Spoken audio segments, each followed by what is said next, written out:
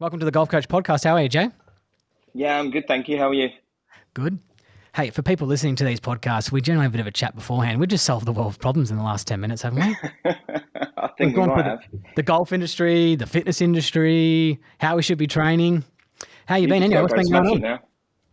Yeah, good, thank you. Not a lot. Just what time is it here? 10:15. Finally I got the boys know. to sleep, and here we are.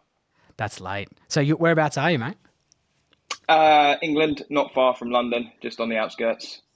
Yeah. So not far from London. How far is that?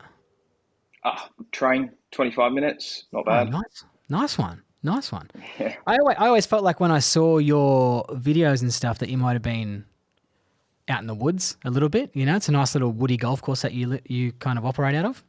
Yeah, our golf club is in the sticks. One entrance in and out. You can't really avoid the lanes. It's pretty brutal. Is it? It's I was going to horrendous. say in the sticks, but I didn't know if that was offensive. So, No, no, so we like. hey, I've got you on, right? This is obviously, I think it's the first time I've actually had a conversation. We've been talking for years on Instagram. I And think so. yeah, I think that you were one of my major influences in regards to myself getting started on Instagram. When did you start on Instagram? 5 years? No, no, longer than that. 6, 7 years ago, maybe. Takes a long time to build, and it's still quite slow. But yeah, 6, 7 years ago, enjoyed the journey for sure. Yeah, Still quite slow. Come on, mate. You have one of the largest golf instructional Instagram accounts in the world.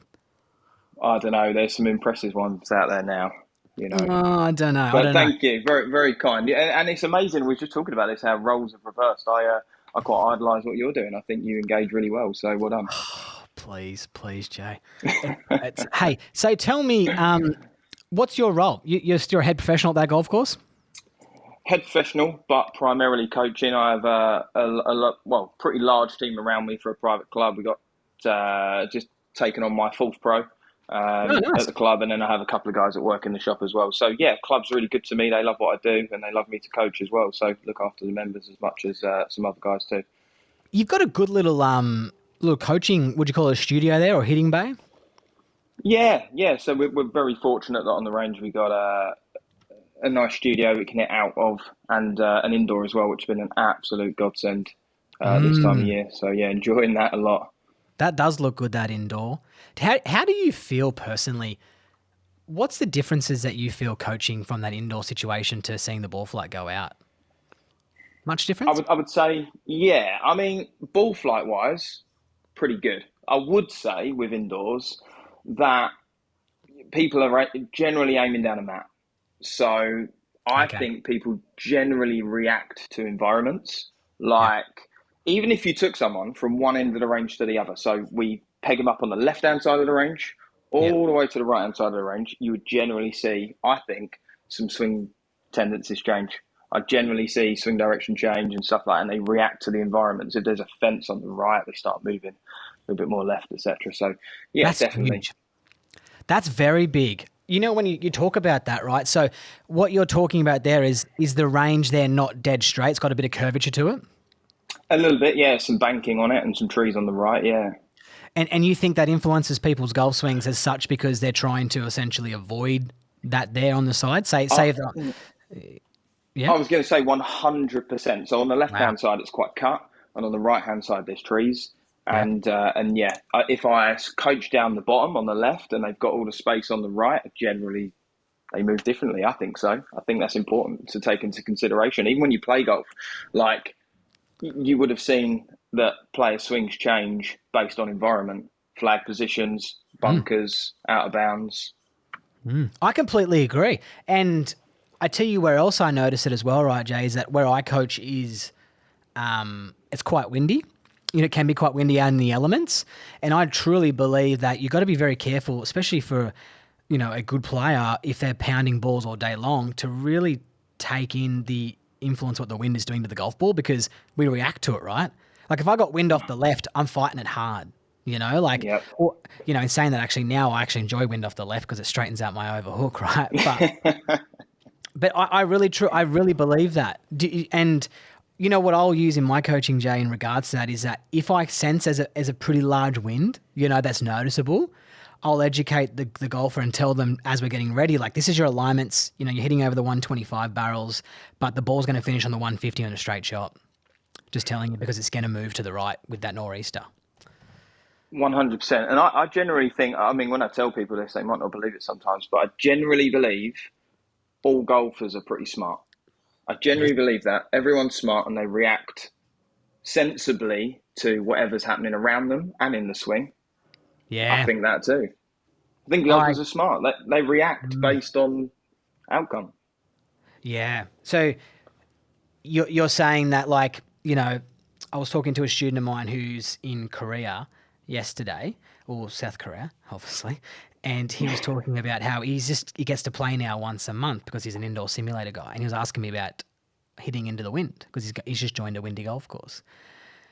And I was explaining to him about just be very careful because he was practicing his low shots in the simulator. I said, just keep an eye on the angle of attack. Don't get too steep on it. Because when you get outside, intuitively, you're going to want to hit down on it when you're hitting into the wind. Don't you agree? Like the golfer reacts to just trying to hit down on it too much. 100%. 100%. See it so often. So when you talk about reaction there as well, I think some of the listeners here would probably need to be educated around what do you think influences, do you think so if someone has an open club face, does that influence them hitting a slice, or does the path influence the club face? Club face is king in my experience for sure. That I mean I have changed club path dramatically without talking club path so many times. Yeah. Whether it be strengthening the grip or the club face for someone that slices it, the second we can get that club face under control, they tend to react. So for the first 3 or 4 shots, they'll start to pull it to the left. They soon figure out that, oh, actually, I don't want to hit it over there, and they start moving differently. Yeah. Yeah, I agree. So 100%. So what you're saying there, right, is that the person who hits the big slice, often the club face has to be open, right? It's open. Yep. So what you're saying there is that when you strengthen the club face, but through grip or, you know, like, I guess, you know, potentially risk conditions in the backswing or whatever, that their path automatically shifts from being across to being more neutral. It can do for sure. The only curveball in there, which I quite like, is we are dealing with humans and Yeah. how a human interprets data or information is extremely important. You could give two swing characteristics, two swing faults, the exact same job, and have two different outcomes for two different people. And Yeah. I've seen that happen many times as well. So yeah, 100%, 100%. They you can strengthen the face and it react, but yeah, again, I've seen it not happen as well. Yeah. Actually, and yes, I have seen it. Yes, I agree too. I agree too. But I think more often than not, if I'm dealing with a slicer and we know we've got like a big slicer and we've got two things that, you know, we need to address, which is club face and path, you know, ideally, if I can't get that path sorted out the first time and at least get that club face closed, if they report back to me and say, Toby, I'm hitting big duck hooks, I'm generally quite pleased because I can then understand that one thing is under control. I say you have to book in again. Let's get this path sorted out. And I think a lot of the time as well when changing path, which can be tough because I believe it's the real DNA of the golf swing, is a lot of education and understanding and slow moving around where the club needs to be and swing, right? Yeah, 100%. I'm quite into dry drills and doing stuff at home as much as just beating balls. I Yeah. mean, a lesson with me will look very drill orientated. Yeah. As much as hitting balls, probably wouldn't get through more than 30 balls in an hour. Well, yeah, definitely no more than 30 balls in an hour. I agree with the drills because, like, the way that I educate people around it is like, let's say that there's a bodybuilder, right, who wants to present themselves on stage. I call that the full swing. Hmm. So if you want that to look differently, you have to do some training. You know, you might have to do in some other areas of your golf swing, like drills that might have weaknesses that, you know, or some things that you need to strengthen up to help improve that end result. So I think majority of your training, in my opinion, if you're training, has to be drills. Do you think so? Yeah, yeah, 100%, 100%. I mean, there's a lot to be said that if you can't do it at X speed, then Mm. how can we expect to do it at full? Yeah, I agree. Hey, all right. So people listening to this, right? Jay Kelly Golf Coaching on Instagram, they've all seen that your golf swings that you teach, I guess, have a similar look. Would you agree? Yeah, to the eye, yeah, perhaps, yeah. To the person who's not exactly studying what they see. Now, and I'm approaching this to the way that you have a do you have a systematic approach to your coaching, Jay? Yeah, I'd say definitely systematic, and I think it's key. I think you have to have a system to change stuff. Yes. And how do we explain to someone, the people listeners, what a system, I guess, is? What is this? I've had Stevie Giuliano talk about it a few times. He's world class at probably explaining it for sure. No, no. I think it's just for me a system is just an order. It's just Yeah. you're following an order of events to get to a destination. Yes. I mean, if you've got no system and you've got no roadmap, it's very difficult to actually go somewhere. So that can be the mechanics, that can be just your general golf goals, it can be anything. And Yeah. unless you have an idea of what you're trying to do, it's very difficult. Yeah. So yeah. Yes, I was talking to a young coach last night who sent me a couple of images of a golf swing of a student he's working on. Just sent me some still images and said, "What would you do here?" And this person had been doing I'm not going to mention the name, but a type of golf swing that he was getting Gucci, right? We'll just say that, right? And he'd been doing it for a while and he'd been trying to do it himself. And it just became a bit of a mess, his golf swing, right? So he approached this young coach that I know, and this young coach said, "What do I do?" And I said, "Mate, you're going to have to start from the start. You can't patch up some things." For me, in regards to when you mentioned systematic approach here, about starting from the start, because you're going to understand the influences and things that are going to happen throughout the golf swing. So when I mean starting from the start is that teaching setup principles, grip principles, takeaway principles to stop having to make up for, I guess, matchups in inverted commas throughout the golf swing. I definitely think there's an order of sorting things out for sure. So like my order of sorting things out would be obviously ball flight, Yes. actually figuring out what the thing's doing, the poor contacts, the ball flight first. That's first and foremost. Then going to impact, like straight after that. What's impact doing? How is that ball flight reacting based on impact? Yep. Then I'll generally see if I can get some stuff done for free at setup. So what can I change at setup I like that. that can influence that? Then I'm just going to talk about my route of my system, really. So Yeah, no, once I'm I've going to ask figured you out, questions after you go. Kick on. okay, so yeah, once I've figured out kind of ball flight and impact, I then kind of have an order of where I look in the swing to try and figure it out. So I generally start a sort of P6, P5, so shaft parallel in the downswing, Yes. arm parallel in the downswing, kind of work backwards first. I was going to say yes. So what Jay's saying there, right, is that he works backwards. So are you saying that, like, let's even wind that back a little bit. You mentioned there about approaching ball flight and strike, I'm assuming, right? So obviously Yeah, ball flight and 100%. strike. And so if someone's come to you with an issue, they're doing, say, hitting big overhooks, right? Yep. Big overhooks. So then what you're trying to work out straight away is that, like, that's the person's fault, right? That's the problem. Yep. It's not because their golf swing doesn't look pretty. The problem is No, because of their ball flight 100%. shit. Yeah. 100%. And I was going to say, generally my first question when someone walks in Mm-hmm. is what do you want the ball to do for you? Like, close your eyes. In the most ideal Yeah. scenario, what do you actually want that ball to do? Now that gives me a clear picture of what I'm trying to do as a golf coach, first and foremost, Yeah. because not everyone wants to draw it. Trust me. I don't think No, any of my pros at the moment want to probably I draw don't it. want to. No, I don't. I hate the hook.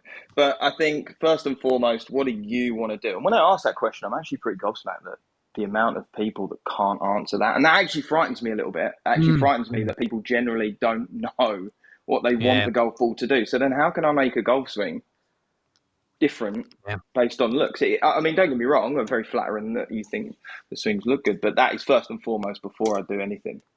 Yeah. So when when you're asking that question, are you essentially just asking someone, like, say this person overhooks it, and you say to them, "What would you like that? What would you like your flight to look like?" Let's say they want to say, "I want to just hit like a bit of a draw, not overhook." Is that the Yep. type of question you're looking for? Yeah, Answer, hundred sorry. percent, 100%. So I'm not always getting answers back that are polar opposite. So if someone Yeah. hooks it, I don't expect them to say, "I just want to hit a cut." Some Yes. guys just want to. Some guy, and again, I talk about this quite a lot about how there's a lot of scar tissue amongst a lot of players, like whether it be a Yes. slicer or a hooker. They generally have scar tissue with one side of the golf course. Yes. Um, but how do they see the golf course? Like I see everything right to left, so I generally like aim everything up the right and move it back in again. But I Yes. think that's something to not neglect as well, as I've had some serious issues with that in the past. With as we Yes. spoke about earlier, messing up some a very good player with assuming that I knew what he wanted, Yes. and Yes. that was not great. And I think as well, like for people listening about this now, they're probably, thinking in the back of their mind about when you look down at a hole, there's a particular way that you look at it, yourself within you. I've been out in the golf course with two players, two pros, and had a chat with them on a tee box. And one guy's gone, I love the look of this hole, right? And the other guy's gone, I hate the look of this hole. Basically because it demanded a shot that was against his type of shape. And then, 3, 4 holes later, it had turned around. The other person liked this one and this person liked that one. So it's very important for when, what Jay's saying, that when you come for a lesson, that you have to explain to the coach deeply, right? Because you got to give us as much information as possible. You've been playing golf for such a long time, of how you see the golf course and how you see your ball through the air. Because if you go into a golf lesson and not tell Jay what you want or what you like to see, it's kind of like walking into a doctor's office and not even opening your mouth. You know what I mean? Just kind of standing in there and just saying, this is what I'm doing. And Jay's got to try and work out your whole golfing career in 6 shots. So what you're saying there is it's really important. And for the person listening as well, about that ball flight is, if you hit that overdraw and it's giving you the shits, it's okay just to get someone, like Jay and myself, who can help you just control that draw a little bit better, because changing from a draw to a fade pattern, it's like a whole different person, isn't it? 100%. And I think if you're going to talk mechanics, so we're talking a lot about ball flights, which is the most important thing at the end of the day. You've got Yes. to change that to be able to score better and play better golf, which is what we want to do. But if we are fundamentally going to be talking about mechanics, then you need to know what you want the ball flight to look like, so you know what piece to move. Yeah. Like even if you're not getting Yeah. lessons, for you to generally know what piece of the swing to move, you need to know what you want the outcome to be, because draw and fade bias golf swings can look very different. Yeah. It's like going to the gym wanting big triceps and doing bicep curls. One So, hundred percent, 100%. all right. So you touched on then, right? So obviously ball flight, and then, you're working backwards, which I love. I'm glad that you said that, because that's why we all should be doing it. And then you go straight to impact, because impact just tells you, but basically what's about to happen, right? Yep. What's about to happen to that golf ball, impact tells us that. So you're looking at that impact and the influence of what that's creating on the ball. Obviously, it's creating everything. And then from there straight away, what I loved what you said about what can I get for free. You go to setup. Yeah.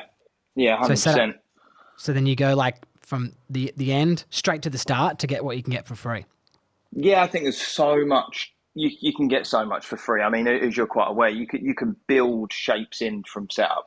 The way someone aligns the shoulders, the grip, the elbows, their weight distribution, like everything can be built in at setup, and I think that's so neglected. And we sometimes we want to get straight into the juicy stuff, Yeah. and actually you can't actually get, like, you almost have to unlock that. Like sometimes you can't get to the juicy stuff unless you actually like clean up a few Yeah. things at address, and it makes life so much easier. Like I've seen people trying to make changes for a long time, and you go, oh, well, you can just try your elbow a bit more like this, and then all of a sudden they can move completely differently.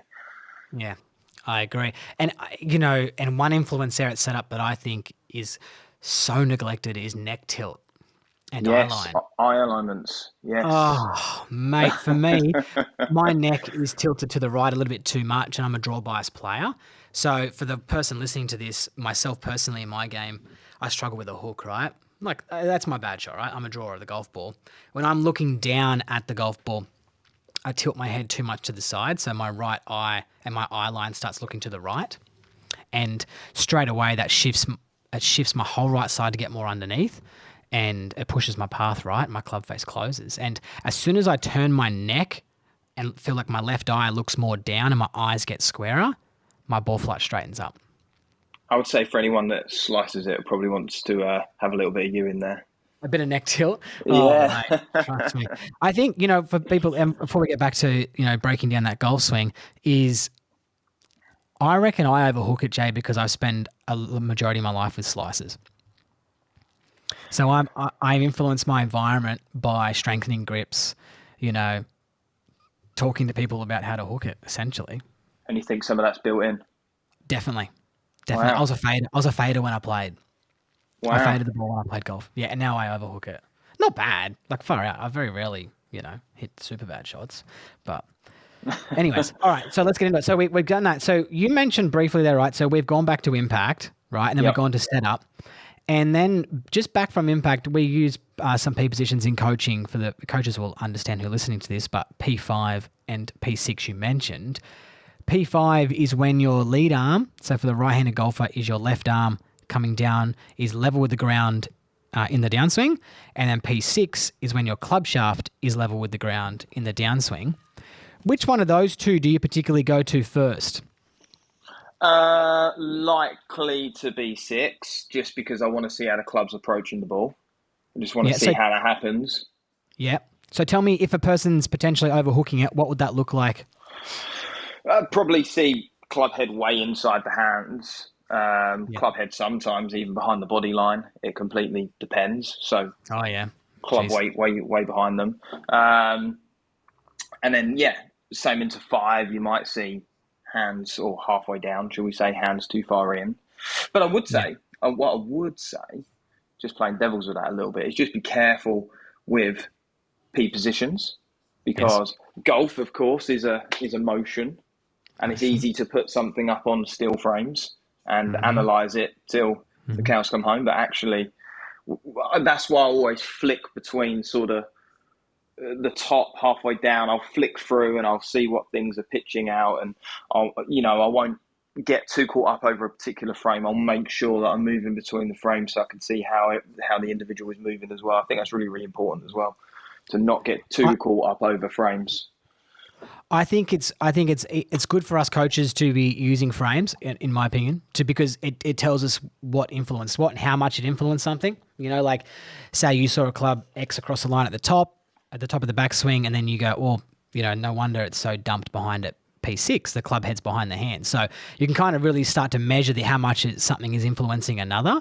But I think for the club golfer, I really think it's just completely detrimental, because they don't understand the movement and the forces and where things are going at that point in time with that image as well, do they? I They think don't that's see where I it. was mainly going with it. I see a lot of, Mm, like, yeah. sometimes when people like come in for lesson 1, they're like, "Oh yeah, club's out at P5." I'm like, "Out from what? Like, out from who?" But Yeah. what shot do you want to hit? So yeah, that's more where I was going. I think as coaches, Yeah. I think as coaches we can be trusted, but for sure, for sure. Okay. So I want to go back one frame there, right, to downswing stuff. And I'm going to start talking, more about some non-negotiables within your golf swing soon that you like to coach, which I'm excited to learn from you, right? But one position for coaches listening that I have kind of started to probably prioritize a little bit more is P5 in the downswing, which is lead arm level with the ground in the downswing, Yep. and seeing how the whole body is organized by that. So for the golfer listening, the way I like to explain it is I like to even take the terms out in the golf swing from backswing to downswing. You know what I mean, Jay? Like I like to Hmm. call it a loading phase and an unloading phase, That's a really good way to look at it. because because I truly believe that people get fucked up, right? From P4, top of the backswing, to when lead arm is level with the ground in the downswing, which is what people would classify as the transition. Let's call that the Hmm. transition, right? When Yep. the change of direction, when the club is going back and then it's going backwards and then starting its forward stroke towards the golf ball, that's where I find majority golfers get unstuck, is right there. Now, I think I've been using lead arm level with the ground in the downswing as like the last section of the loading phase. And then from there, that's when we can start to unload. I really think after that position, it's I don't know how much influence you've got. What, from halfway back or down?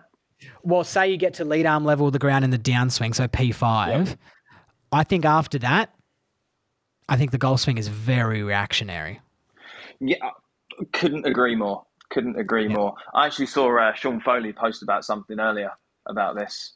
Did he? Yeah, he did. He There we commented on go. someone's thing saying that about how the backswing's so important and that the downswing is reactionary 100%. Like Yeah. you know how many tenths or hundredths of a second is it on the downswing? I'm not sure you're going to have complete control and influence, and that takes me back to my playing days. I mean, I played to an okay level, and I think for me, I always got tripped up under pressure, so I always hit a big hook. I constantly tried to just work the club across me in the downswing, wipe across it, do Yeah. anything to control face and path. Under any stressed environment, I snap hooked it, and I was like, I'm not an idiot. Yeah. Like I'd like to think I'm not an idiot. So Yeah. how does this keep coming up? How do I keep snap hooking it under stress? Like surely something can't be right. And that Yeah. took me down a whole different journey of learning. Like I then went and explored a little bit more into why these things were happening, and my golf swing changed. I'd like to think for the better, but if I found a video now from 10 years ago, it would look so different. And I know that is appearance wise, but I can promise you it's influenced the ball flight as well. So Oh, same, same. So, are you in agreement there that trying to work on downswing mechanics when your backswing's not functional is just hitting your head against a wall? I think I think it makes it very, very difficult. And I think there'll be a lot of people that argue against us as well, in the sense that there's exceptions to the rules. There's always exceptions. Players move a certain way in the backswing on tour, and Yes. they're able to match it up in the downswing. 100%. 100%. But as much as I like that, and I completely agree with matchups, I do think it makes it incredibly difficult for many. Yes, but you know what? And I would counteract that as well if someone argued that to me is that that person's downswing, right? That's been their blueprint and their reaction in towards the golf ball for probably potentially a long time. I'm not saying that they potentially change that downswing pattern, but that's how they approach the golf swing from the top of their backswing. So they needed a position of the backswing that might look dysfunctional to I Match up the guess downswing pattern. match up their downswing pattern. Yeah, because I enter into the golf ball, potentially slightly different to what someone else might enter into the golf ball, like thinking wise, instinctive wise, especially because I love to see the right hand side of the golf course too, because I hook it, right? Yep. I draw it. So yeah, no, I truly believe that too. Alrighty. And so when you so once you've worked that out, right, let's just get back to that hook play, right, before we move on, Yep. is they're hooking the golf ball, club stuck, around entering in towards the golf ball there, right? Hmm. And then we've gone back to the setup position. Are you then looking at how they can pitch the club at the top of the backswing to try and influence their ball flight as well? Yeah. So once I've established that it's slightly out in the downswing, I'll then try and figure out where that's coming from. I mean, it could be as early as halfway back. It could be as late as the top. I mean, it completely Yeah. completely dependent. Yeah, yeah. No, it's probably a silly question. I understand. Hey, all right. Let's move on, brother. Hey, tell me, who have been your influences in your golf coaching?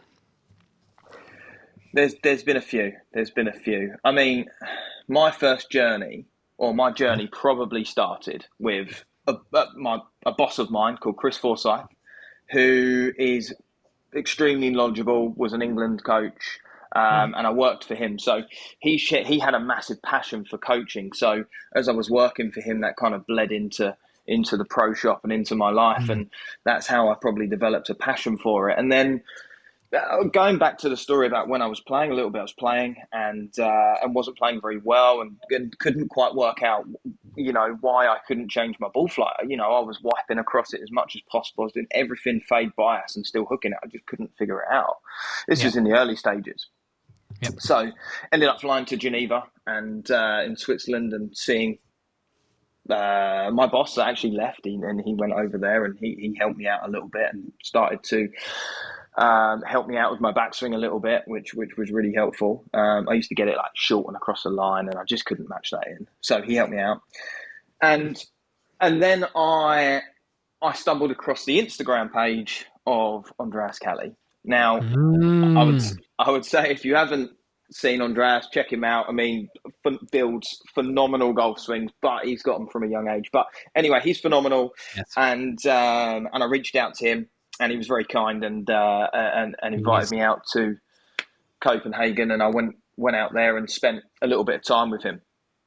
And I would say that the story continues in the sense that I went out there and I was pretty newish to it, and had a had a good understanding until I met Andreas, and and then went out there and watched him coach for a bit. Thought it was phenomenal, and then we went for dinner. And then I was actually, this is a long story, but I was kind of Okay. sad because I was narrow-minded to learn that Mm-hmm. he was invested in Stack and Tilt and some other bits like that. And I'm so happy now that I did meet him because I've now realised how much Stack and Tilt has had an influence on my swing mechanics and Mm-hmm. understanding the systematic approach and stuff like that. Yep. And I started to, once I met him, my brain was scrambled and I started to search a little bit more, and I didn't really understand Stack and Tilt and what it was about. And actually, it seems like Andy Plummer has done a great job, but just developed a really bad name through terminology, I think, more than the system itself. It's amazing how, when I started to research into here, how respected he is amongst coaches that you wouldn't think are anywhere near They on board do. with him.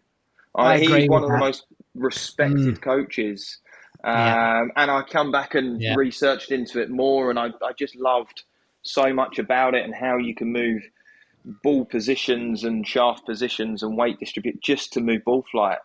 Sean Um, Sean Foley said that stack and tilt's the best way to teach a beginner. I could have, I don't have exact same words, but he said that. Like, yeah, I'm not saying it's, it's obviously great for everyone. There's fucking great ball strikers around the world, and I'm influenced by it too. But Sean Foley came out and said that. So you talk about respected peers there. That's what he said. I was going to say, I think for me, Yeah. the best thing it's kind of helped me with is giving someone great ball striking, and that is what they pride themselves on: low point Mm, control and mm, making sure club and ball meet appropriately. yeah. And I would actually say, like, ball striking is number one on priority list for me, because there are things that you need to do. There are skill sets that you need to play good golf. So you need to control distance, or you're going to miss greens. You need to control curve. You're going to miss greens. Trajectory. If it puffs up in the wind, you're going to miss greens. So these are all skill sets that you kind of need to have. And strike starts off all of those. Like, if you can't strike the golf ball correctly, like, or you're missing the center, you're going to lose energy off the face, Mm-hmm. which you're now struggling with distance and curve. You're gonna potentially hit fat shots and thin shots, which again contributes to those too. So I'm very much into that side of it. Mainly, Yeah. so my number one priority has got to be ball striking before we even look at anything else. If you can't strike it, it doesn't matter. Yeah, I love it. I love it. And it's very clear that you can see that in your instruction too. Tell me, Jake, give me the briefest description you can possible of the stack and tilt model. I got my version. Briefest description, I would say it's not stacking so left. It's about stacking the centers, so upper and lower, a little bit more on top of each other. So Yes. making sure torso isn't leaning too far. Either way, I would say as well. You don't want to. Sternum, Yeah. sternum over the belt buckle, like that Yep. top. When you say centers, we'll say sternum and belt buckle. Yep. Absolutely. So when a player reaches the top, then they're roughly aligned. Yep. So And 50-50 weight at the uh, top of the backswing. yep. Absolutely. Yep. And then pushing low point forward with weight distribution, so that so that a player can strike the ball appropriately. That would be Yes. the briefest description, and that is just literally scratching the surface. There's so Yes. many other things that we can say: tilt, turns, extension. There's so many, Yes. and I know you wanted me to touch on it, but non-negotiables there. And I generally Yeah. believe if you look at any player of any swing mechanic, there's generally Yes. going to be non-negotiables in there, in my opinion. I agree. Hey, and I'm going to talk about those. So tell me about the stack and tilt model. So for people listening to this as well as, as myself as a young coach, naive at PGA trainee school as well, I remember shunning my eyes, what's this? What's this? And I absolutely didn't know. I didn't know which end of the bloody grip to hold, the club to hold, let alone, giving my, I guess, opinion on regards to a swing model. So stack and tilt, Andy Plummer has famously coached Aaron Badley, who's back with him now, who's actually doing some really good stuff. Aaron Badley had a really good result first Yep. back with him. So for me, stack and tilt, right, what we see different is back in the day, if people listening to this, a lot of people was talking about driving the legs through the golf ball and hanging back a little bit to try and hit those big hooks. So the upper hub from your belt line up used to kind of hang back a little bit as they drive the legs and hit big hooks that way. Well, stack and tilt is keeping your centers more on top of each other, like you mentioned there, right? And Yep, for there sure. is still a pressure shift and a weight shift. But one noticeable thing that I see amongst a lot of stack and tilt instructors is that the trail arm will be a lot more extended through the takeaway position. Would you agree? Yeah, definitely. Yeah. 100%. I I feel that before I talk about your non-negotiables, that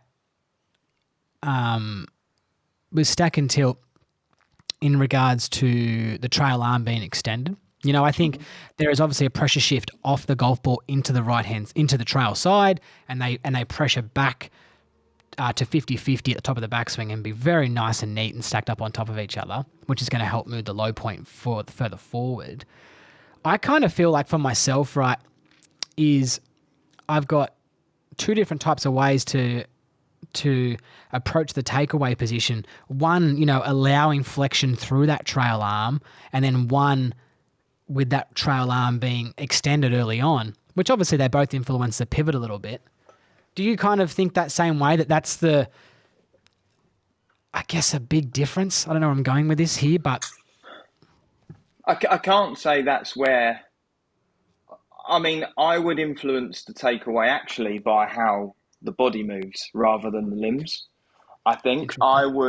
I would certainly move players a lot more in tilts first. So, for example, just even the Okay. way we move our shoulders. If I took my shoulders and I tilt them left and right, and I Yeah. had a club attached in front of me, if I tilt my shoulders straight down to the left, the club Yep. is going to move up and outside.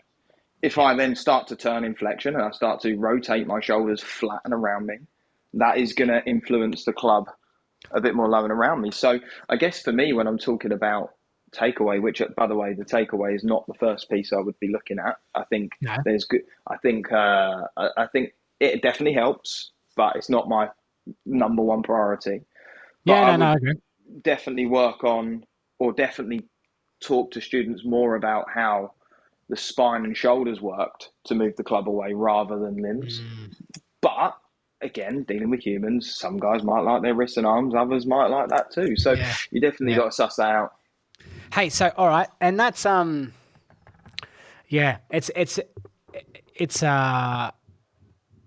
I was going to say in regards to the that takeaway as well, is that you can like also talk about pressures in the handle as well, and Mm-hmm. like what you're saying first, people listening to this is about Jay saying about the tilting section of things. So people have heard about tilting and turning. I think there's a reason why the word tilt is in front of turn. Would you agree? Yeah, I would say so. I definitely Yeah. think there's an order. Yes. So when we tilt in our left, say oblique muscle goes into a little bit more flexion early on in the takeaway position, that's going to influence where your arms are going to go, right? Because we're all connected. So it's going to influence 100%. it. Yeah. 100%. I've Yeah. always liked that the body carries the arms. The Hey, body carries the arms. the body carries the arms, and you know what? And that's there's different opinions out there in regards to that too. You know, 100%. like yeah, 100%. there is. Hey, tell me, I find this is just a personal question that I'm just throwing out to you, right? That with some of the stack and tilt models, and let's just make this certain right clear that you're not a stack and tilt certified instructor. You've just been influenced by stack and tilt. This is just my findings. I am Yes. not certified. I'm not an instructor. Yeah. I just quite like certain things. Don't get me wrong. There's a lot of other things I love out there too. Like I'm not saying Mm. I'm. Yeah. These have just on my journey. These have set me on the right path. But can I tell you one thing that I've spoken to Stevie Giuliano as well about how he's little evolution recently. Spent a bit of time with Dana Dowquist, and he's working on a lot more off the ball type of stuff. Has slightly changed. But do you find at times with the stack and tilt model in regards to the backswing that the trail arm can sometimes get a little lost because it travels so far? It can do, yeah. Yeah, for Yeah. sure. We can see some players. When the trail arm travels too far, we can definitely see players get stuck. Yeah, I find that. So for people listening to this, right, for the golf like nerds, and I apologize, we'll move on to some non-negotiables in a second. But for me personally, right, just spitballing with you is in regards. Let's look at a Morad model, right, or something where they might talk Hmm. about the trail arm folding early, right, which Hmm. is so your bottom arm on the grip starting to flex a little earlier. Hmm. I find that right elbow doesn't travel as far in the backswing as a stack and tilt right elbow, trail elbow, Yeah, potentially. fair. I think if I was going on to my own coaching, I would say that some of my findings over the years, yeah, I think if you look at my Instagram, you'll see I work on this more often than not. Yeah. I'm always, I mean, again, it is a preference, which we need to be careful with. But yeah, I Oh, definitely like to see the trail arm not move too much behind the seam yeah. of the shirt line. I tend to find when someone's trail arm works too far behind the rib cage or to the side of the rib cage, to the right of them, for a right-handed player, it Mm. makes life a little bit more difficult. We've either got to match something up differently in the downswing, work it back out in front, or clean it up. So yeah, Yeah, I completely agree. and like for me sometimes as well, that the trail arm does bend in the backswing, obviously, right? And Yep. for me, um, some styles out there and is they'll fold it early, get folded earlier, but still only get to 120 degrees of flexion, roughly, right, or whatever, like 110 or 90 degrees of flexion, whatever they're getting to. But they get it done earlier than what the stack and tilt model does, right? Because of your tilting as well. Correct. Yeah, and I just felt that from my findings is that when it folds later, so the trail arm is folding later in the golf swing, sometimes can be a little bit more challenging to get it under control. That's just my only 2 cents on it. Yeah, yeah, no, absolutely. I can't disagree Yeah, with yeah, that's all. Because I was, you know, that. I obviously would just go down a rabbit hole for months on stuff, and just think about it for ages, and like I'll get off this conversation, just think about I'll hit balls here, that big triangle stack of golf balls behind me, talking about how you're mentioning that tilting influence in the arms. So I'll probably do that for the next month now, just kind of working on that. But so when I was working on that trail arm, I found for me personally that I could keep it more in front of the body when I was able to flex it a little earlier. But that's just me. That's just me. Then Yeah, holding it to mean extended because I felt like through there I was like, go on. You know what I mean? yeah. Like, I definitely think you've got to be careful of disconnection as well. Like when them mm, arms start moving off the rib. Like if we're talking about width and keeping the trail arm straighter, you need to be careful that the trail arm doesn't sort of disconnect. I definitely think yeah, radius control is so important for good yeah. ball striking. Hey, all right. Radius control. Love it. Tell me some non-negotiables in the golf swing. What does this mean? I've got a couple. I think that and I learned this off Andreas, to be fair, in the sense that he. This is why I think they're so smart that they went and got hundreds of swings of different builds, swing types, everything.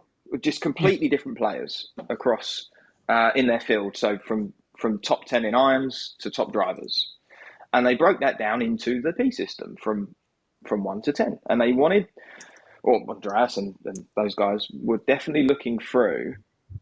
Okay, they all swing it different, but what are the similarities here? What do they all do that's the same? So if I cut their limbs off, would they look semi the same.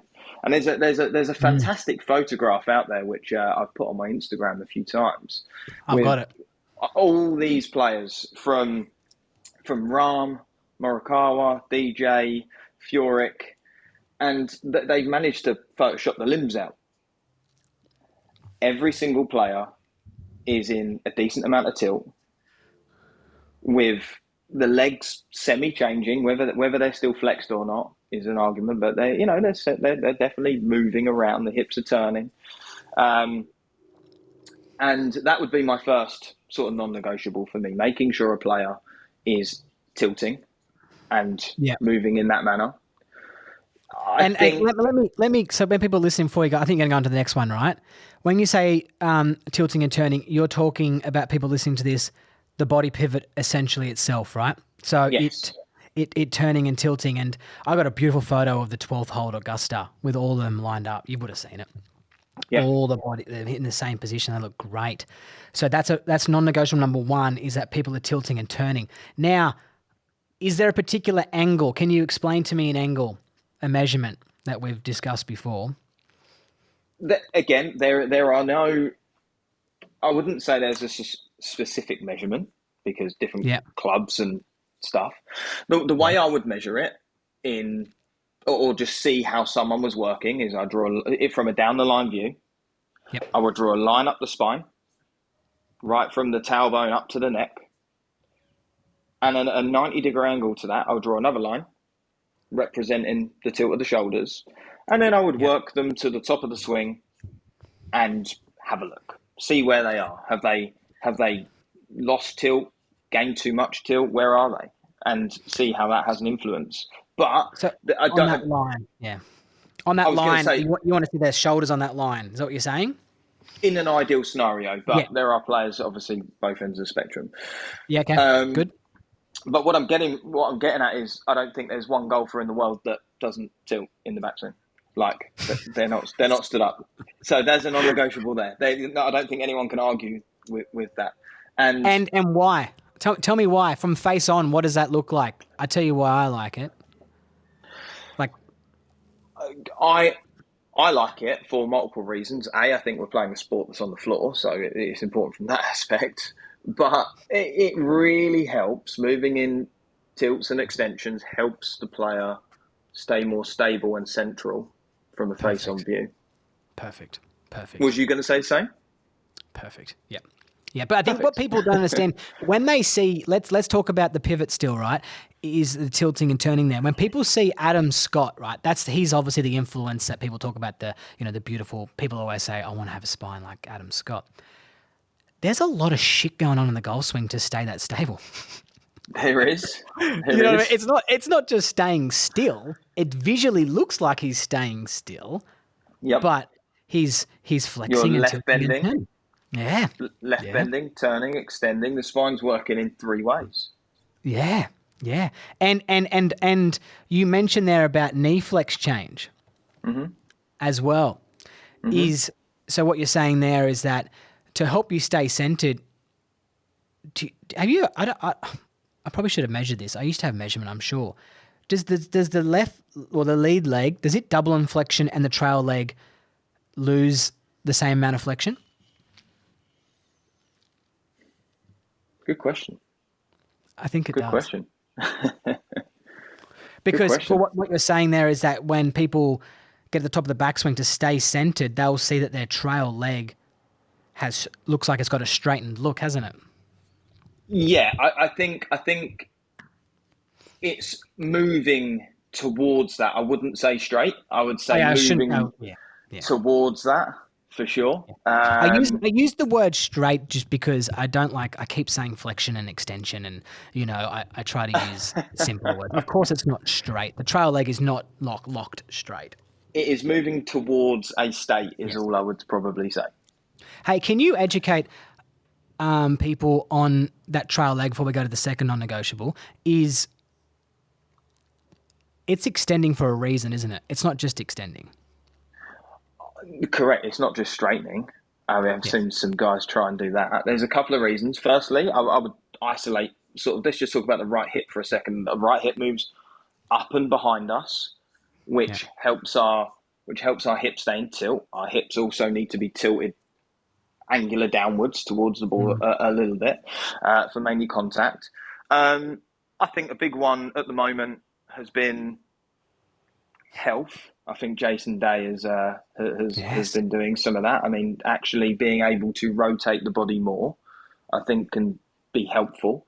And Mm. lastly, staying a little bit more central as well. I think Mm. again, when that right hip moves a little bit more back and behind you, it Yeah. really helps. It helps pivot as well. Now, like I said, everyone's of different flexibility as well. So like some need it more than others.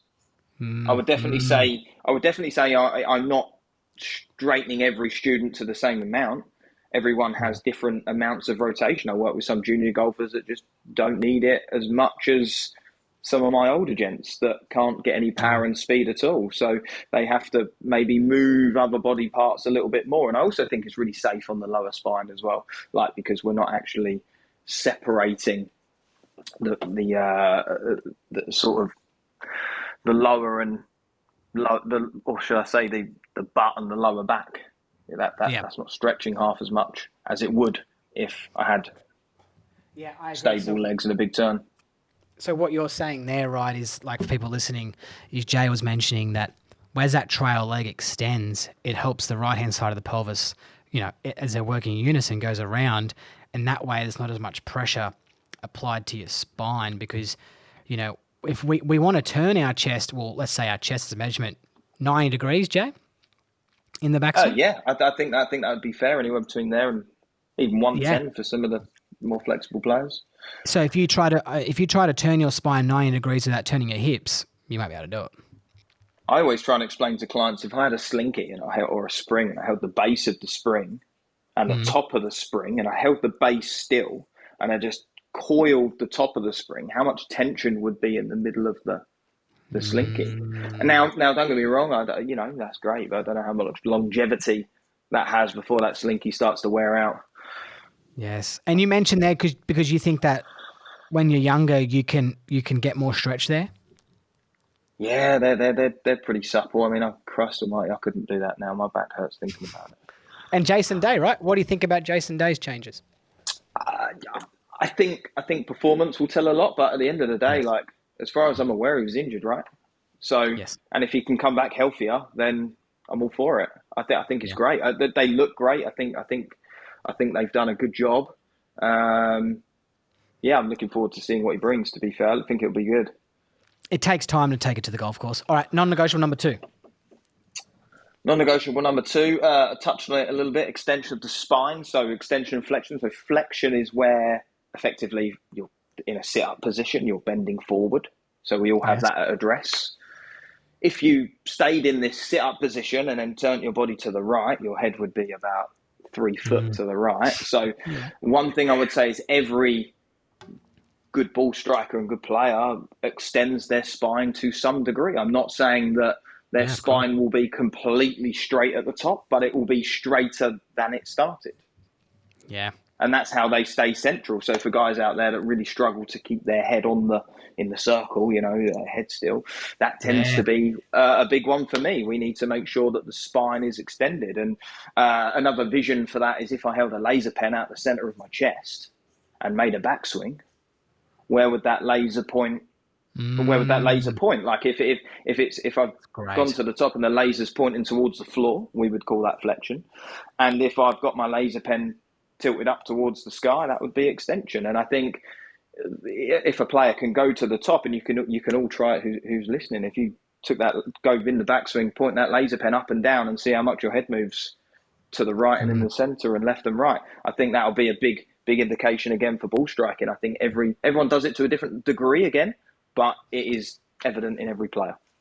That's a great one. So, like what you're saying from face on video as well, drawing the circle around your head. If any of this confuses you, if you just draw a circle around your head from the face on, so where the caddy would be standing, and just try and make some golf swings and get a nice big rotation in that backswing, if you keep your head within that circle, you're pretty much ticking our boxes, right? I think so, and I think yeah, yeah. Because if you were staying flexed, your head would probably be moving out of those circles. That's so cool. 100%. And I think that makes it incredibly difficult for you to make solid striking. There's going to be some compensations in there. The only thing you could probably get away with is driver because it's pegged up. Yeah, yeah, I But agree but too. still, but still, yeah. Hey, tell me about you got another non-negotiable for me? This is good. One more non-negotiable that I think is evident, and I'd probably post about this on my Instagram too much, so anyone that follows me will probably bore them to death with it. But Mhm. I think pelvic shift from address Mm. to impact. I've worked with some very good biomechanics, and just to throw a number out there, the pelvis can move forward anywhere between kind of 4 to 7 inches Mhm. from setup to impact. It's crazy. So, And I think, how do you measure that? I've seen lots of measurements, and how do you measure it? Like, are you talking about I the belt buckle? Can we are we use that as talking an at example? we can do. So you would see belt buckle be more forward into the finished position. That would be sitting more over the lead ankle. If we're looking at 2D from face on, so when you set up, it's in the middle of, let's say, golf ball for argument's sake, and then when you finish, it's more over the lead ankle. Yeah. Now, there's lots of shifting and rotating that goes into that. Again, I do believe there's an order of events there. I think that it has to, in my opinion, it has to go, shift and then rotate rather than rotate shift. Yes. Yes. That's Yes. just Yes. how That's I what like to we. see it. I think we both bang on, beat on about that. I think so. But again, I think if you were to just measure it at home and on a 2D camera, I would draw lines up outside of both legs, Yes. and then I would see how It's great. each individual piece is moving. So line up both legs, and then in the backswing, where do I go? And also in the follow through, where do I go? And I Why? would tend. Go on, Gosh, I sorry. love that. No, sorry. You go. You go. No, that's great. You go. You I go. was going to say, just as another checkpoint, what we might see as a now again, everyone needs different ranges for different ball flights, for different strikes and shots, and everyone's got different matchups for this. So everyone needs different amounts of it, but again, in my opinion, it definitely happens. Yeah. If we draw a line up each leg and a player got down halfway in the downswing, I would see probably a full left leg going through the left line by now. That's a great one. That's just a little checkpoint I like that I think is just a So, baseline checkpoint. from caddy view, face on view, um, when the left arm is level with the ground coming into the downswing, you would see the Yep. left leg, a whole left leg in front of that red line, whatever color you use. Or most of it, yeah. I would see a lot of that left leg forward. Wow. I would see the knee probably just outside the ankle, I think, for a Yeah. good shift. And then I would see the hip just behind that, and then they extend into the follow through and they'd all line up pretty nicely. Why are people scared of shifting? Why do we hear this whole term out there? I'm swaying Sliding. my hips and I'm sliding. Is this a negative effect on the influence of what people have been sitting and squatting and spinning? Why So why is there this fear around sliding? I think it's frowned upon for. Yeah. Yeah, I think people think they can't release it if they slide. People think they can't square the face if they slide, which, don't get me wrong, sliding is still a thing. Again, there's too much of something, 100%. But there is a lot of talk out there at the moment about rotation and getting Mm, shallow and rotating, and as much. And look, I can't disagree. There is a lot true. If you get, as a matchup, if you get the club shallow, you will have to have probably more rotation to meet club and ball than the guy yeah. that has a really, really high arm plane. If a guy swings it really, really high in the air, he might not need as much Mm. rotation. But yeah, Can I so there's can I share needs. some, can I share something with you, Jay? Sorry, mate. I didn't Yeah, mean to please cut you do. off. Please do. No. I've found out that when I have, right, let's make this clear, right? Is I'm not against people getting open and all this stuff, right? I've found that through my studies and my coaching is that when I actually delay the rotational phase, they get more open. When Yes. someone when someone gets rotation too early in the downswing, there's a stalling effect, and they actually get less open. I couldn't. Do you know what? That's gold right there, because I've generally seen it in the last few years in my own coaching. I've got multiple screenshots of getting players a little bit more matched up. The second you can get the torso Hmm. and the body and the lower half a little bit more in sync and in unison with each other, you'll be able. Your turning rates through the ball should be a little bit cleaner. I've got, Mm. especially when I get a guy that's relatively strong at 16 to 18 years old, I Hmm. find it more so because they're quite supple. They're used to firing their hips because they've been a junior golfer. The club trails behind. They need to fire them hips. And then they get Yes. into that stage at that age where we have actually got to find a way to match it up better, because they will stall. They'll be relatively open Mm. by lead arm halfway down, and then they have to It's so like hard. catch it up again, and it gets more left. And actually, they've been trying to get more and more open to stop the lefts. Yeah. So, Yeah. yeah, 100%. I agree. So people listening to that, like for one example I can use, and obviously he's a freak of nature. He's the world number one golfer in the world. Rory McIlroy isn't that open coming, into P5 in the downswing lead arm level with the ground. He's not that open. In fact, he's very closed. And I at make the this. point, I put this on my Instagram today. Sorry to cut you in. I don't know if you saw it. I literally put it I on my Instagram did. today. I did actually. I saw it on Instagram. I didn't actually watch it. I saw the two. I saw the two little dots. I didn't read what you That's it. wrote. Yes. So, tell me, what did you post? Tell me. So basically, I was trying my hardest. It's very difficult, but there was a rear view of Rory, and I was trying to isolate both hips. So I had like I tried to isolate his left hip and his right hip. And Hmm. you can actually see from the top of his swing and into transition, he actually gets a little bit more closed, which I Yes. thought was fascinating. You can actually see that from his belt loop. If you watch his belt loop moves a little bit more towards the target side. Hmm. He starts to move down and into the ground that way. So he starts to move Mm. forward and down, and then he kicks open. So again, it goes back to, and I wrote about the whole sequencing thing. Look at how he sequences into flying open, and actually, yeah, he flies open, but not as early as you perhaps think. Oh, oh, there's not a person who hasn't studied the golf swing, well, intently, especially Rory. Every single person will be surprised about how late he gets open, and how close. Everyone would be. I can say that. If you go I watch think it one of the now. biggest things about Rory that got me as well, which again is another good one for power and ball striking again, is when the transition happens. So, Mm.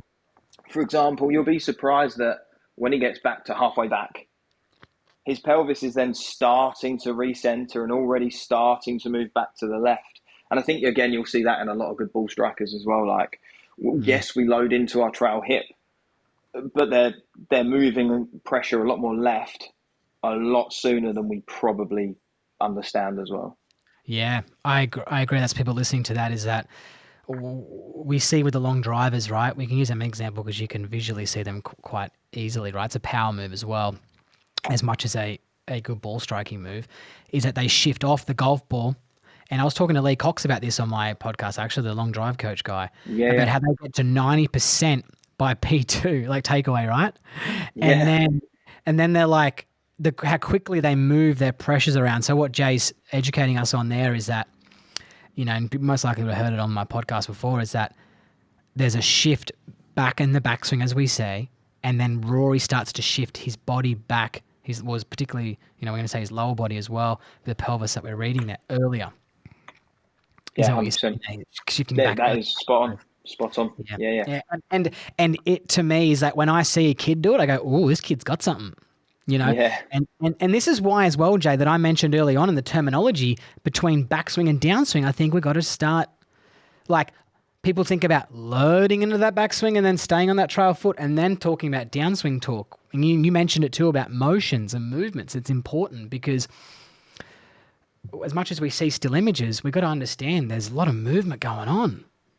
There A lot is. of There is. There is. There's a hell of a lot of pressure moving around all the time. We are playing a pretty athletic sport, and I've learned a lot from Steve Furlonger over here in the UK as well, who's working closely with Lee Cox, and he's worked with mm, some long drive guys, and now a lot of European tour guys helping them out as well. And been to see him a few times on his force plates, and yeah, it's amazing when you have to shift to max out speed and pressure as well. I found that astounding when I first started to look into that. It's a whole minefield for sure. That's why we Yeah, take guys to. yeah. That's why we take guys to see Steve. He's the man. Yes, yes. Yeah, I'm the same with a few. When I get a few curly questions, like especially like putting stuff or things like that, I'm like, yeah, Marcus, someone help me. Hey, all right. So this has been great. Do you have anything you want to add to us before I start? I'm going to ask you a few personal questions. Oh God. No, we're covering off quite nicely. I keep saying the clock in the background where Jay is right now. It's 11:20 p.m. We're still It's up talking golf. I love it. it's 10:20 a.m. here. Hey, tell me, right? Tell me, what's your favorite takeaway food? Oh, Indian all day long. Curries. What Love do a you go curry. for? What do you go for? Do you know what? I'm not that brave. Little chicken tikka masala and How a many little naan breads? little chicken balti if I'm feeling brave. But no, no, naan. Yeah, naan. How many naan breads do you go with? Do you go naan breads? Yeah, yeah. You got Little to go keema two, right? naan, a little bit of meat in there, and yeah, no, one for me. On a Oh, diet, I'm a little on a two garlic naans. Thank you very much. diet. I actually spent a lot of time in India. I love the place. It's I very dear know. to me. Yeah, I love India. I love it. All right, tell me what's the weirdest thing about Jay Kelly? What's weird about that? That's weird to someone else, but normal to you that you do.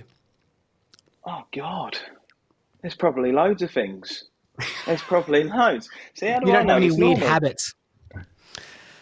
No, I have a probably none. No, I can't. Probably Nothing yes is the springs to mind. answer, but nothing springs to my head because it's normal to me. How would I I know. know? I know. I, I'm very like habitual, like in my eating and my training. Like I think people find that a little bit strange. Like I could eat the same dinner. I could eat the same dinner for the rest of my life. I don't care. The only You thing I know what I would mean? say about me, which you will know because we've had a chat, is as much as I've loved this, you will know this ain't normally my bag. Mm, A lot of yeah, people you won't know do. this. Getting on camera for me is not a comfortable thing. Coming onto I these know it's things not. is not. I know. I've rejected it loads of times. I was But I was going to actually bring that up early on in the piece.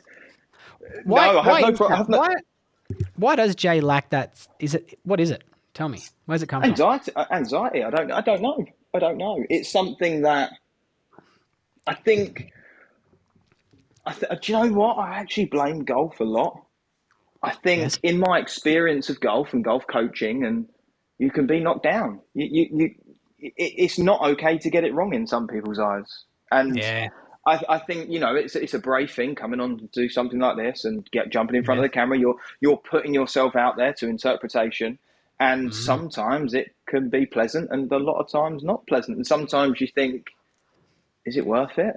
But yes, it is because if yes. someone can grab one nugget, we've done well, haven't we? But look, We've done well. I've made it my goal this year that we will push through and we will do better. So I've got there you go. I have an unhealthy obsession with self improvement. I do so much self development, and I'm getting better at it. Is this a perfectionism issue, Jay? Possibly, possibly. Yeah. I think I've never not liked. I don't like getting it wrong, but you have to get it wrong. It's a crazy old thing. And I'm okay with that. Like Jay, like I don't think it's anything to be.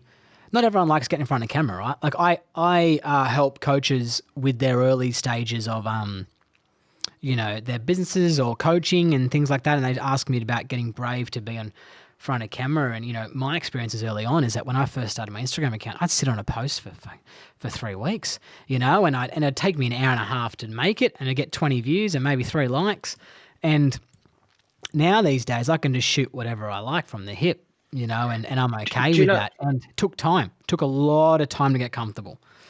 Touching on that as well, like something that you think's terrible, someone else might think's great. Some posts I've just put out there on a Sunday night to just quickly post something has actually been my most highest performing post. Like, Yes. who Same. knows how many times you've done that? You just think, oh, I've got to, got to do this, and people absolutely love it. So again, it's down to you know judgment. We're judging ourselves. It doesn't necessarily mean Mm. it's correct. If we're judging ourselves, like it's that simple, really.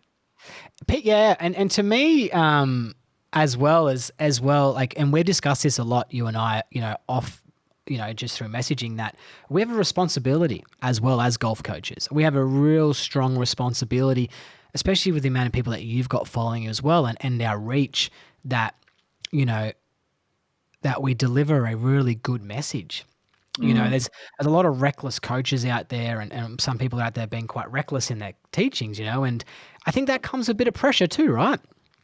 Comes with a bit of Yeah, pressure. and I think that's why I'm very much into what do people do really, like when we're talking about coaching, I'm very careful with what I post because it can be misinterpreted, and you really do have a responsibility to make someone better, not worse. And Mm. yeah, you have to be careful. So that's why a lot of my posts will be either swings of students, and I'll explain what I've done in that, or a specific feel relevant to a student.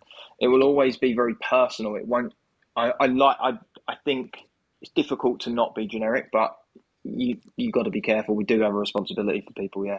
Yeah, we do, because as well, like in an age today where we're consuming so much information, like so much information, all of us, like I can just Google anything at the drop of a hat. If I get a dishwashing guy to come fix my dishwasher, I probably pretty much know the ins and outs of dishwasher before he gets there.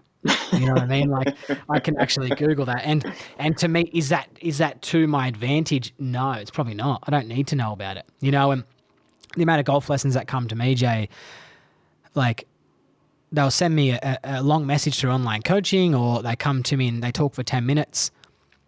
They've told me 17,000 things they're doing wrong, but they haven't told me what the fucking ball's doing. Constant battle, constant I'm battle, and that coming goes over the back top. to. I'm early extending. But that goes back to what I said earlier. I actually wrote something down which I thought might help. But if I Yes. had to give one piece, I'm going to read it out. If I had to give one piece of advice to Mm. golfers, it would be have a clear picture in your mind of what you want the ball flight to do for you. Then, if needed, you can make the appropriate mechanical changes to suit the ball flight in need, rather than making a mechanical change and just having a ball flight at the end of it. Because Yes. uh, make the ball do what you want it to do rather than making a swing and just hoping for a result. Like Yes. I talk a lot about that to my students, like Mm. all the time. Like they'll try and make a swing change to hit a ball flight, and I'm just like, you don't always need to do that. No. But I No. think if you haven't got a clear picture in what you're trying to achieve or an end goal of the ball, you can't make the appropriate changes. Yes. Yes.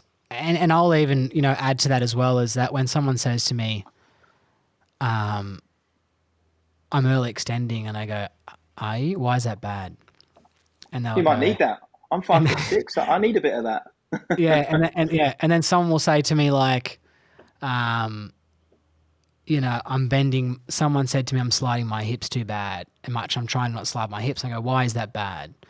If you don't know the answer to what you're working on, is what I'm getting at there, is Yeah, yeah. then you need to find out why you're working on it, and you need to get some good advice around on how to do it if it's fucking important to you. Because I had a guy come to me the other day, and he goes, through online, he goes, I've been trying to do this for a year.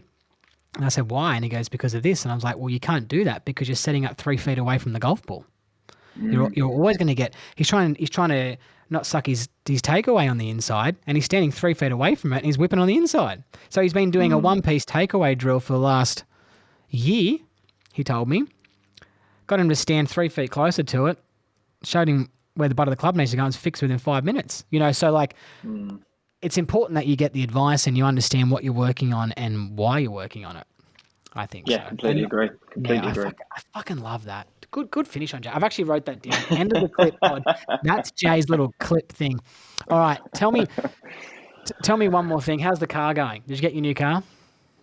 I did. I like it. I like it, but it's What? cold and it's not. It's not as yeah. It's Well, cold it's not real warm. and well, it's electric. I've gone green and it's Yes. electric, but I didn't realise when I purchased the car that cold weather and heated seats and lights completely zap the battery. So yes, just beware if you're going to buy one. No way. Fair income. I didn't Yeah. know that. I see them at my gym a fair, like, I see a couple there parked all the time, and they look real fancy. They're nice. They are I'm in. nice. I'm very pleased. It was a reward. It's not to be flash. It was just a complete reward to. I had my best year, and I thought, what can I do for it? And that's what I did. Hey, tell me, when's the wedding? Sore subject. While Oh, is it? Is it still a while away? need, All need right. need some need some funds. Need some Oh, funds. okay. Well, Got to so, stop buying stupid cars. It went down like a lead balloon. hey, alrighty. Lastly, Jay, I'll, obviously, in the show notes, and I put an intro and an outro out there on where everyone can get you. But where can we find you? Mainly Instagram at J Kelly Golf Coaching. That is where you're going to find most of my stuff. Yeah, follow me on there. Follow me on the Skillist app Yes. alongside yourself. I put a lot of more detailed information into that, and yeah, that's that. Yeah, and for people listening to this, there's probably a very good chance, you've probably seen this post come up on socials, so you're listening to it, but you all know who Jay is. So when they follow you on the Skillist app there, what type of stuff are you putting out there? So following on the Skillist app, if people aren't listening to this, you can download the Skillist app, just type in Jay Kelly, and then at the top they'll have a follow button. And it's just like Instagram stuff, but it's through the Skillist app. What type of stuff are you putting on there? Yeah, all different things really. I like to put student before and after, a little bit more detail about what I actually did, so people can jump in on that and see what I've actually done in a real lesson, rather than just some quick notes on a minute video on Instagram. I'll always do some pro reviews on there as well. Yeah. So just again highlighting them non-negotiables, Yeah. and yeah, Yeah. also open to feedback. If anyone wants to see anything, let me know. Yeah, I like that. And it's an open line of communication with you as well, isn't it? Yeah, absolutely. That's the beauty of the app. It's completely Mm, free to communicate. Any yeah. questions you have about your game, just zap myself Yeah. or yourself over a question, and we'll be sure to answer. It doesn't cost to ask a question on there. No, and I like it because to me, I think it's really important, right? If you're a student listening to this and you're getting lessons off someone, you need to lay that foundation, as Jay mentioned previously, around ball flight stuff. And if you've got questions about your game, fire them to Jay and fire them to someone who's actually got runs on the board. You know, don't just go for someone because they're cheap or they're cool and they're Gucci or whatever. Just go to someone who can tell you a case study. Like I'll say to someone like you mentioned before, like yourself, you're crossed up across the line. When you're playing days a little bit, your lead arm was pulled across the chest, and you're like, you know what, I know how to fix that, mate.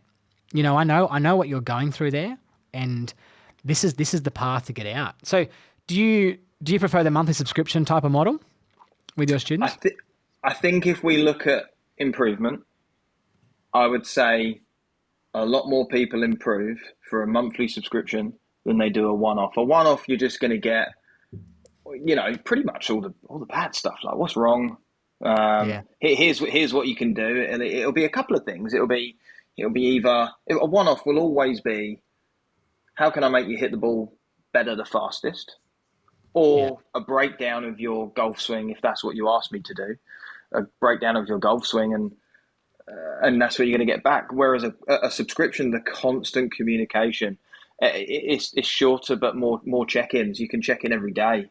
You send me a swing. yeah. If I've given you a task to do, you can send me that task back. I want to see how you've interpreted that task. Are you even performing the task correctly? And I generally believe, just to finish on, that there's three main reasons people don't improve. Either the information they've been given is terrible, they don't practice what they've been asked, Yes, that's number one, I or think. or they just generally have misinterpreted and don't get it. So they can't Yeah. practice it correctly because they don't get it. So as long as we tick off those three, you should have a clear picture on how to get better. And I would even say as well as that they are practicing the thing that doesn't even fucking matter.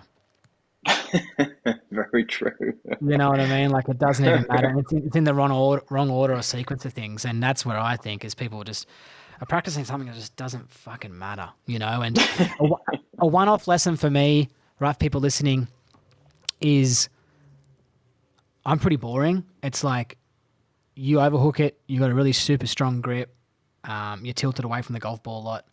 If you can, fix your stance up, get your centers stacked up on top of each other, neutralize your grip a little bit. Your backswing structure should look something just like this, and that's going to help you. You know what I mean? Like that's From that essentially it. though, From that though, there's still got to be a lot of self-discovery and interpretation. Oh, Whereas on a tons. subscription model, the Yeah. student is able to send their interpretation back, and you tick that off, and then at least they can go away and run for the next week doing the correct stuff rather than what they think is the correct stuff. Yeah. Uh, especially as well, like someone says to me, "Oh, I didn't want to bother you on my online subscribes. I didn't want to bother you, so I didn't send you something." I'm like, "Well, mate, you just spent 2 days doing the wrong thing." Like our students have such an ability to have an open line of communication where they can talk to us 24/7, and they're going to get themselves sorted out. Like they're not wasting any time, is what I say. Because you're doing the right thing for a period of time. And for me, my lifespan of my subscribers, I've got some that have been teaching for years, right? But we all understand not everyone's got that much money, right, to have a personalized golf coach that long. But I say to people, just give me 5 months or 4 months of your time.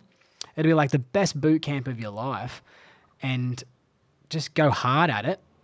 Tune into Jay, make it a priority, hang out with Jay for 4 to 5 months on your app, and just go hard at it.